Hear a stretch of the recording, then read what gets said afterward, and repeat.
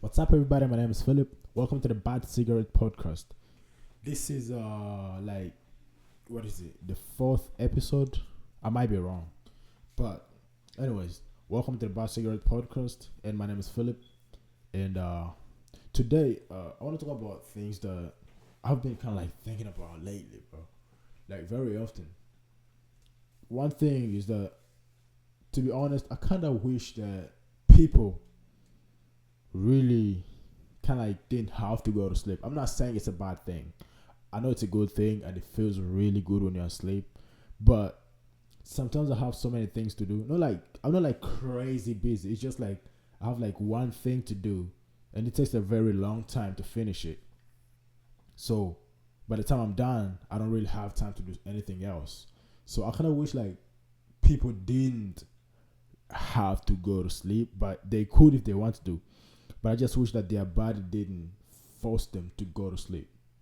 Because like if it's late and it's like past your bedtime and you're doing something, especially if it doesn't like involve like a lot of physical movement or anything like that, you're gonna try falling asleep here and there and stuff like that. And it's not good depending on where you are. If you're in charge, watching a movie, anything like that, you know, that doesn't look good on you. But I just wish that we didn't our bodies didn't force us to go to sleep, so we can just stay up if we want to, or if we need to. There's people that work late at night, so that's cool. But then there's like they have to get home and then go to sleep. You know what I mean? But I just wish we didn't have to go to sleep, so that we can just stay up and do whatever we need to do. You know, it's like it's an option. You can stay up late, but the next day you're gonna be very tired, and then you probably won't even be able to stay up as long as you want to, cause you're gonna feel like you wanna go to sleep, sleepy and all that. So I just wish that our bodies didn't react like that, so that people can just stay up and do stuff and I don't know, enjoy life. Maybe people enjoy life, despite the fact that they have to go to sleep. I do too. But anyways, that was just my thinking. I was just thinking about it too much this week. But anyways, um, what should I talk about? Creativity. Dog, it's been a while since I've painted, and it's not like I don't want to. It's just that I have not been feeling the motivation to do it. You know what I mean? And I'm trying to understand why is it that a while ago, two or no 2 months ago, when I say like it's been almost like 5 months. Like why is it that I'm not feeling like sitting down and getting paint out of whatever it is right now and painting like I used to? Cause like I used to stay up late, like very very late, regardless of what I was doing, what I was gonna do the next day, just so I can paint. But now, you know, it's just I'm gonna do it next time. I'm gonna do it next time. But I have like a lot of ideas in my mind that I wanna put on a piece of canvas, but I just don't really. It's not like I don't want to. It's just that I don't feel. It's not like I don't feel like doing it too. It's just like I feel more lazy about painting than I've ever felt. I don't know if it have to do with like life changing, or maybe I'm at the point in my life where I don't really I don't really. It's not like I don't really want to paint, but or maybe I'm at a point in my life where painting is not as exciting. I think it's still exciting. It's just that I'm too lazy. Maybe I'm not. Maybe I am, but I don't know. Oh, it might be that I picked up another interest, like doing this podcast. I want to do both of them at the same time, but what if that's the reason? Also, maybe creativity too has something to do with it. You know what I mean? Yeah, creativity might have something to do with it.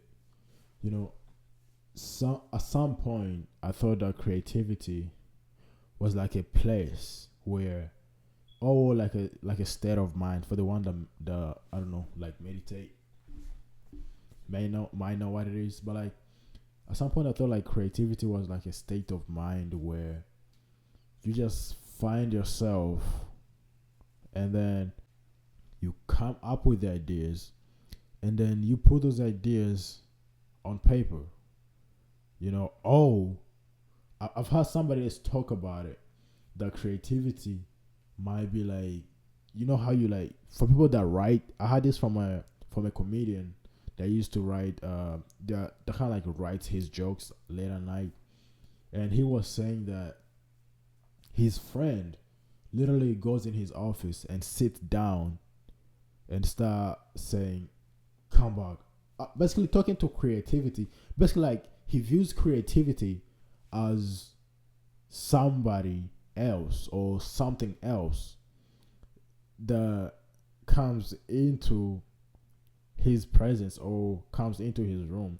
Basically, think of this. Think of yourself as a writer that needs to write, and you have to go in your office and sit down and write. And for you to do that, somebody else has to come there and be there so you can be able to write whatever you need to write. So in that guy's mind, whoever person needs to be there for him to write what he needs to write is creativity. And the way he sees creativity is basically like somebody else, another human coming into the room or his office and then watch him write or just be in creativity's presence, which also gives him the energy or the creative, I don't know, whatever, to write whatever he needs to write. But to me, like, I feel like that's kind of like a creepy way of thinking of it, because like, why are you thinking about creativity as somebody else that's there with you if it's not there with you? Well, I'm not saying that it's not there with you, but it's physically not there with you. I understand where he was coming from when he said that, but I feel like that's creepy. I would like right now I'm recording and like I wouldn't want to feel like there's somebody else here that I cannot see. That's so uncomfortable, and I'm not saying I'm scared, but I think it's creepy enough to creep somebody out. You know what I mean? But for me, I kind of see creativity maybe as a state of mind that humans go to, and then they start doing things that are influenced by that state of mind, which is creating, I don't know, paintings. Like I have a painting right here.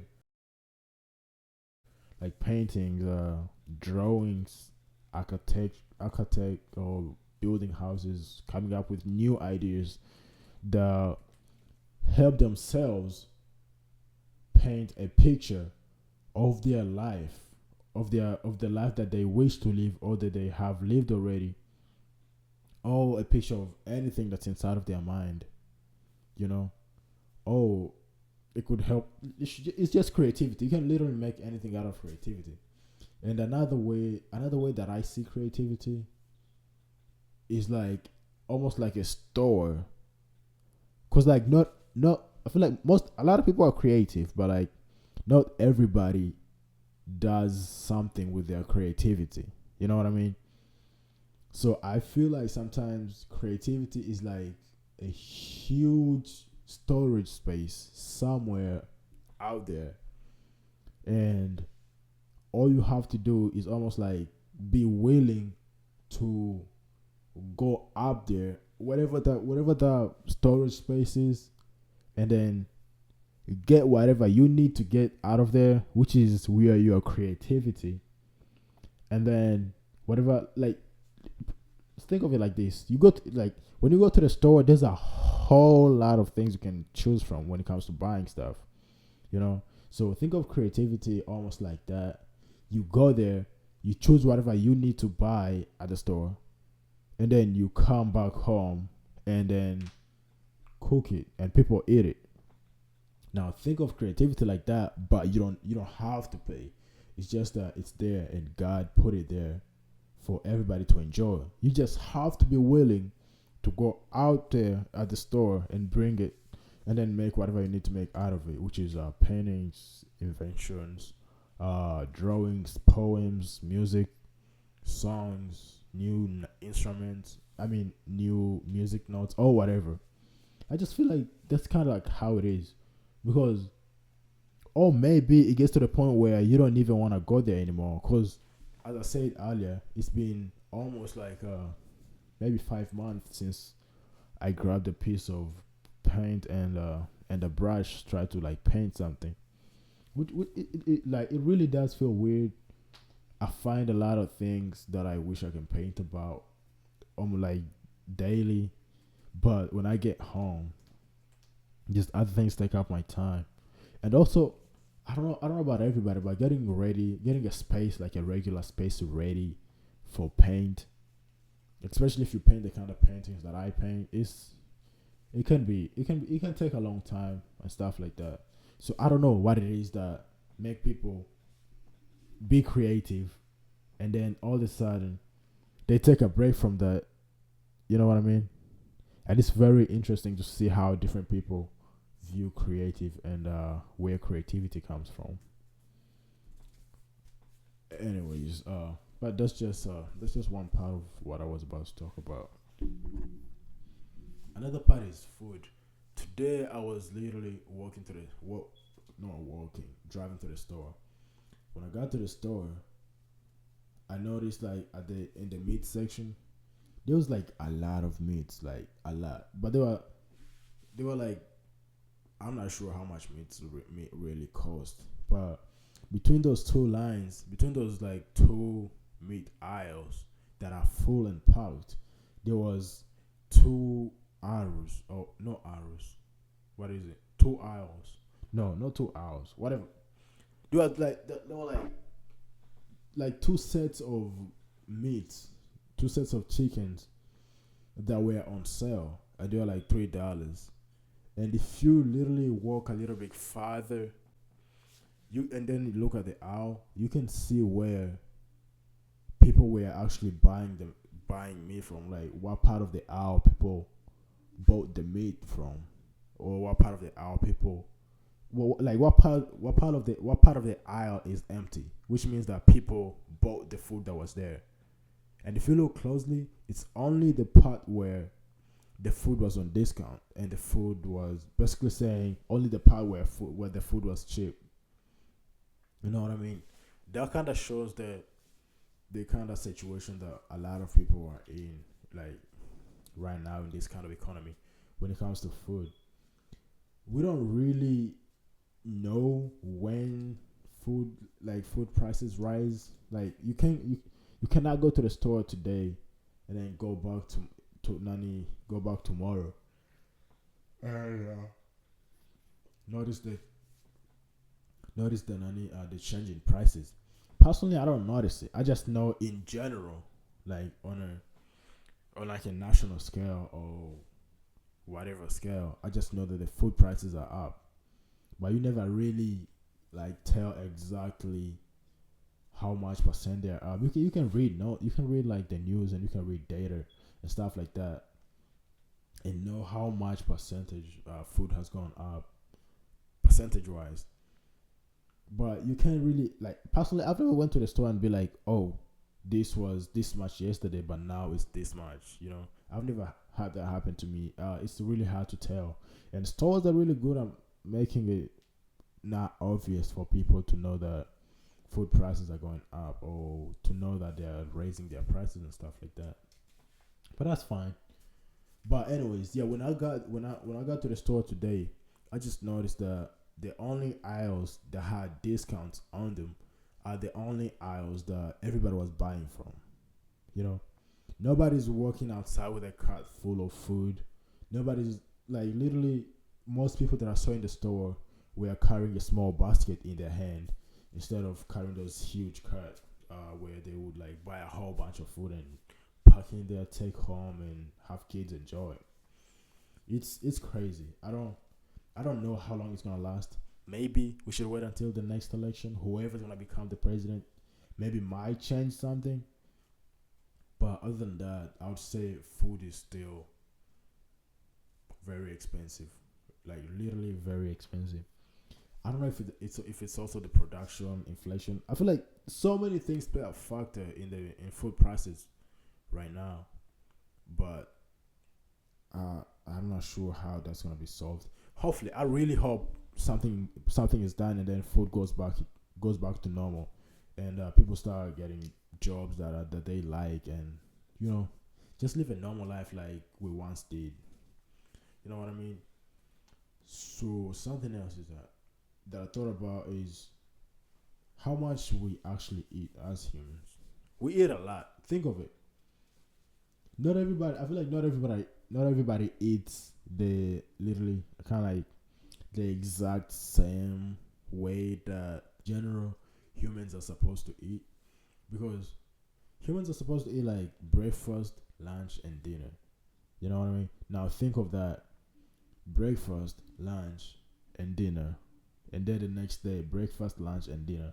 Now think if you had like four, if it was a family of like 4 kids, and each one of those kids, oh yeah, so 4, 5, 6, basically 6 people, and each one of those 6 people uh ate breakfast, lunch, and dinner.